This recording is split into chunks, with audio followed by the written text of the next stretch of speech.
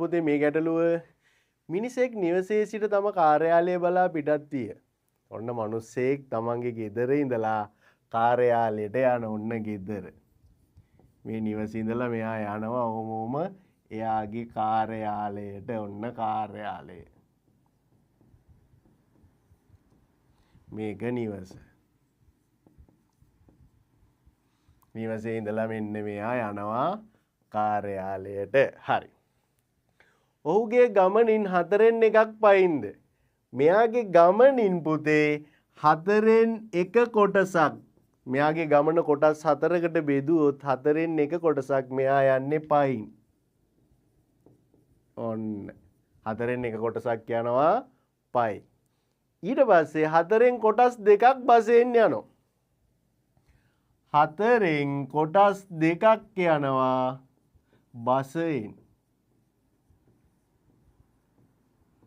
ඔන්න 4න් එක කොටසක් ගියා පයින් ඉතුරු කොටස් තව දෙකක් ගියා බසෙන්. හරි.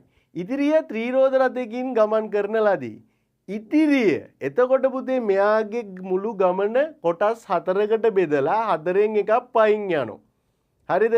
4න් දෙකක් බසෙන් යනවා. එතකොට 1යි 2යි එකතු කරාට පස්සේ 4න් 3ක්ම දැන් මෙයා පයින්ුයි බසෙන්ුයි යනවා. ඉතුරු වෙන්නේ තව 4න් එකක කොටසක්.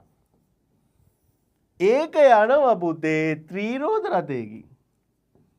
ත්‍රිරෝද රථයකින්. හරි. ඒක යනවා ත්‍රිරෝද රථයකින්. ත්‍රිරෝද රථයේ ගමන් කළ දුර කිලෝමීටර 5ක් නම් නිවසේ සිට කාර්යාලයට දුර කොපමණද? පුතේ එතකොට 4න් එකක් කියන්නේ කිලෝමීටර 5යිලු. හරිම ලේසි.